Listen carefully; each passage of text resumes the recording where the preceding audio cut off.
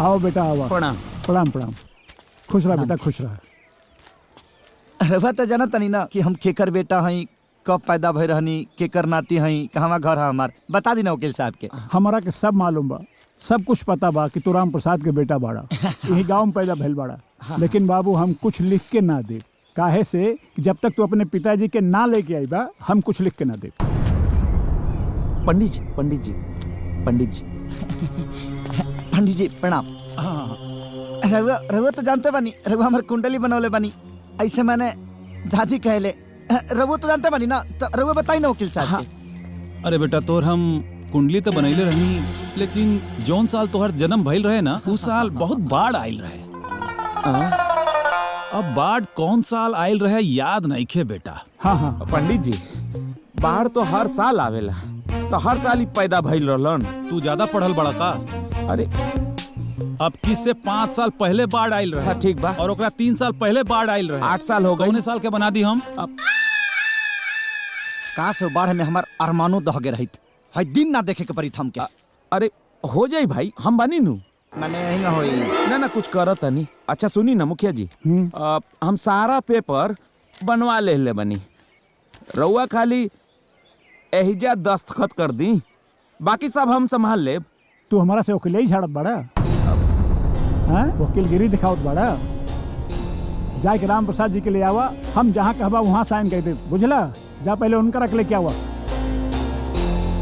जो यहाँ से।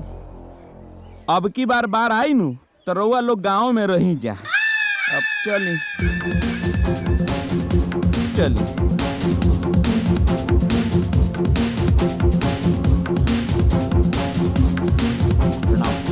हाँ खुश रह खुश रह। प्रणाम। खुश रह।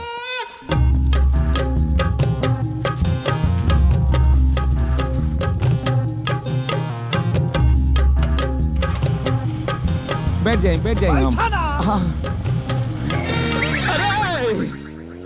अरे गुड्डू बाबू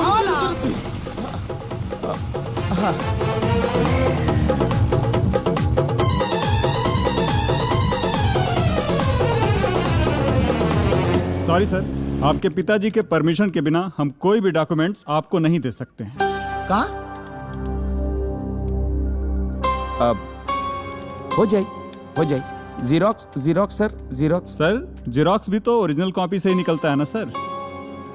अब ठीक बा, हो जाए, चली ना। आई यही का हर जगह होई। ना हर जगह तो ना होई, हम देखा था नहीं, बाद में देखा था नहीं, हम बानी नू, सब ठीक हो जाए। चल रहुआ तो एहो जी बानी, लेकिन ना भाई ना हो जाए। आई ना रहुआ, दूसरा दिमाग लगावे के पड़ी। आई लिविंग सर्टिफिकेट वा मिल जाई नू, काम हो जाए। का काम हो जाए समझ में नहीं आता।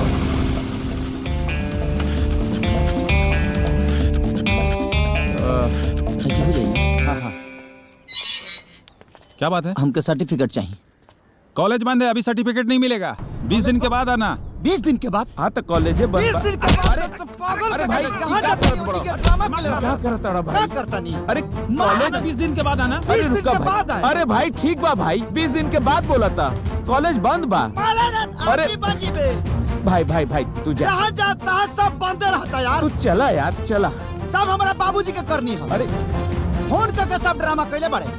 अरे यार कॉलेज बादों में आई बता, सर्टिफिकेट ना मिली। कॉलेज जा भाग। अरे तू रुका, तू जा ना भाई, तू जा ना यार, चला ना भाई। कॉलेज बंद। अरे तू जा ना भाई। हाँ कॉलेज तू चला यार। हम जल्दी से बंद रहा तब पढ़बे ना करती हम। अरे आधार कार्ड वाला काम होई नू।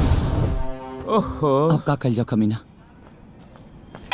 देखी गुड्डू जी, हमार नाम कमीना ना बा, हम बार बार कहतनी, हमार नाम कमीना प्रसाद बा। वो तो हम झेल रहल बानी, काहे कि तहरा से हमरा के फीस लेवे के बा। ठीक बा कमीना प्रसाद, लेकिन अब का कल जाओ? अरे अब का कल जाओ ना कल जाओ, हम का जानता नहीं भाई, हमरा के हमार फीस दे दे बस। अरे यार हम गांव छोड़ के भागता नहीं का, ऐसे काहे बात करता रहा? ए गुड्डू जी, धंधा में दोस्ती ठीक ना होला। घोड़ा घास से दोस्ती कर ली तो खाई का बताई? देखा भाई, हमारे अकाउंट सब फ्रीज हो गइल बा, जैसे कोनो व्यवस्था होता सबसे पहले तो होके ही पैसा दे हम। एकर मतलब ई भइल कि 6 महीना ले अगर तहरा लगे पैसा ना आई तो 6 महीना हमरो पैसा ना मिली अरे बच्चा लोग के फीस भरे के बा भाई, किराया देवे के बा। ई चाय वाला के 700 रुपया बा, और देखेला ऐसे जैसे 7000 हो गइल बा। अरे यार तलाइका हमरे से पूछ के पैदा कलेर लगा तू। ए देखा गुड्डू जी, ई ज्यादा हो गई। एक तो रउआ हमरा के फीस नहीं के देवत, ऊपर से हमरा खानदान के बारे में बात करत नहीं। खानदान पे ना जाई, हमरा के फीस दे दी बस। अरे यार तू तो हमार सर खा जेबे यार तू। अनंजय रघुराज। हाँ एने आवा। अनंजय रघुराज पैसा दी, फिर तो हमरा के मिल गई फीस। 10,000 रुपया दे दी और 10,000 रुपया दे दे। 20,000 रुपया हमारे के दस कि है वो किलवा के मुंह पर मारी आकर मुंह बंद करी। 10,000 10 रुपया जेब में है नहीं के 10,000 कहाँ से दे दी? कहीं से जुगाड़ कर बस तो मिल जाए ना तोहनी के। अच्छा तू तो पागल है हवा, हमनियो पागल है का? हैं तोरे खातिर कर्जा मांगी? हमनी के पागल कुत्ता ना कटले बा। देख जब हमारे लगे पैसा रहे तो तहनी के ऊपर लाख लाख रुपया खर्चा के ले बनी, तहनी के ऊपर हर वक्त खर्चा के ले बनी, जोड़ कर बड़ा तवन दे ले बनी। आज हमारे खातिर 10,000 रुपया नहीं खर्चा दे सका। कहाँ से दे दी? कहाँ से देती? कहाँ से दे दी? हाँ? तहनी से तो अच्छा कि दुश्मन के हम पाल ले रहती। ऐसान प्रमोद देखा बर्दाश्त नहीं के होत। अरे अभी क्या हो रहा था भाई? गुड्डू देख हमरा के। अरे पगला गई बड़ा। अरे भाई, दोस्ती की कसम अब छोड़ ठीक अरे नहीं भाई। करत। बिल्कुल हवा से तहनी। अरे भाई चुप रह यार। टोकला क्या होला? गुड्डू भाग। अरे गुड्डू जी, ये सब करे के का जरूरत रहे? आज दुख के घड़ी में सब लोग हमारे साथ छोड़ दिया। दादी दीदी यहाँ तक लेके इतना अच्छा दोस्त भी हमारा साथ छोड़ देना सा।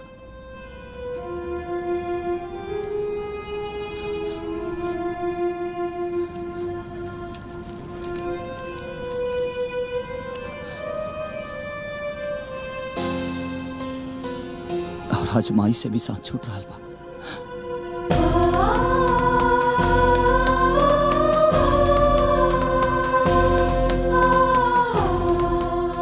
हमारी माई के देहल आखिरी निशानी है। एकरा के बेच के अरे वो अपन फीस ले ले। वो सब तो ठीक बा, लेकिन डॉक्यूमेंट्स भी लावे के पड़ी। जी ठीक बा।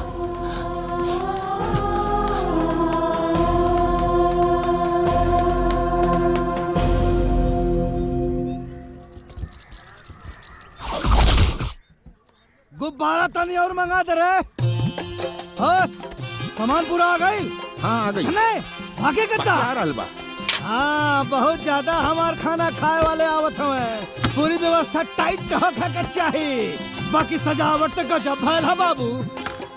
मने पहल कहो बियाह में तेरा सजावट ना भइल रहे। मन प्रसन्न हो गई एकदम हमार। क्या बात। संजान हाँ नाना। इधर आओ। हाँ आ गई बेटा हाँ माई से जाके कह दो हाँ कि गांव के जमन कुल मेहरारू आयल बानी नु हाँ आ गई बानी। तो गीत गारी शुरू होको। ठीक हो। बाकी प्रोग्राम शुरू होको। ठीक है।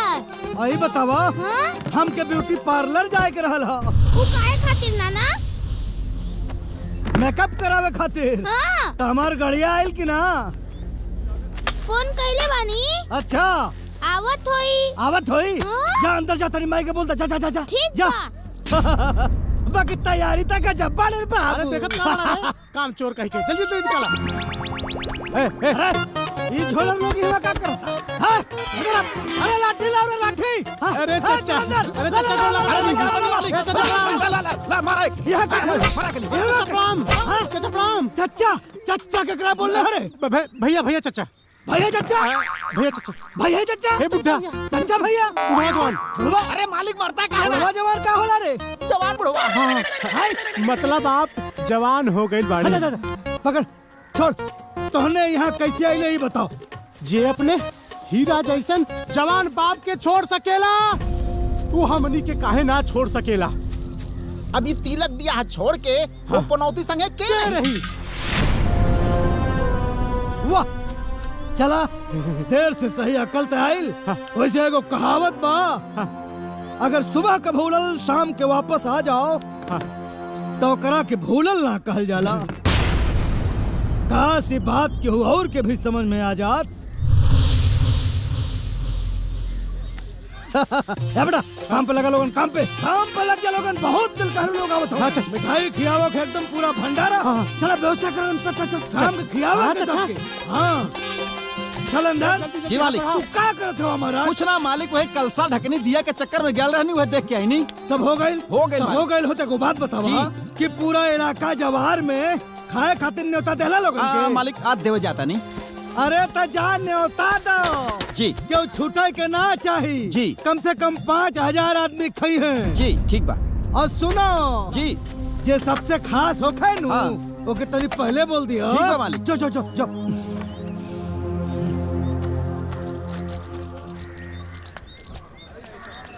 अरे गुड्डू बाबू, आज तिलक में सबहरे खाए के न्योता बा। सवारे मतलब पूरे परिवार के साथ खाए के बा। काहे कि बाबूजी के तिलक बानू।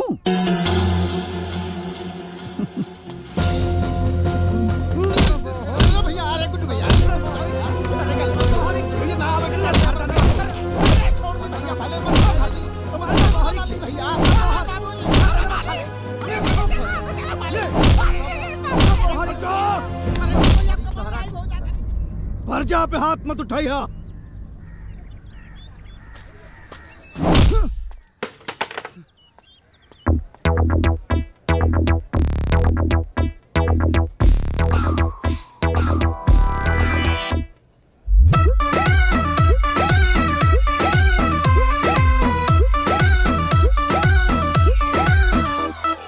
मुझसे दिल लगवा ले रे, जरा पास तो आ दिल वाले रे। मुझसे दिल लगा ले रे, जरा पास तो आ दिल वाले रे। राजा की रानी बनूंगी मैं, पलकों पे तुझे रखूंगी। तेरे नाम की मेहंदी रचा के मैं तेरे लिए ही सजूंगी। तेरे इश्क के चक्कर में ना जाने कितनों का दिल टूटा। तू झूठी, तेरा प्यार भी झूठा।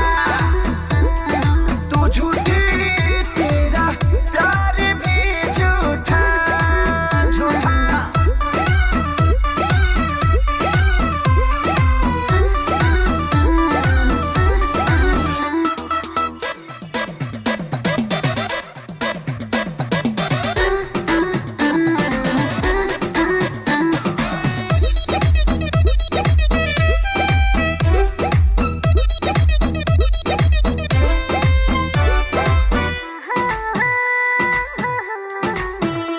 ना मैं झूठी ना मेरा प्यार झूठा, बात समझ ले तू। अब आग में जल के बार बार क्या तुमको कहूँ लव यू। ना मैं झूठी ना मेरा प्यार झूठा, बात समझ ले तू। अब आग में जल के बार बार क्या तुमको कहूँ लव यू। अरे ऐसे नहीं तुझ पे ट्रस्ट करूंगा, मैं सिंगल हूँ साला सिंगल ही मरूंगा। अरे ऐसी कौन सी बात हुई जो बापू मेरा रूठा। तू झूठी, तेरा प्यार भी झूठा। तू झूठी, तेरा प्यार भी झूठा झूठा।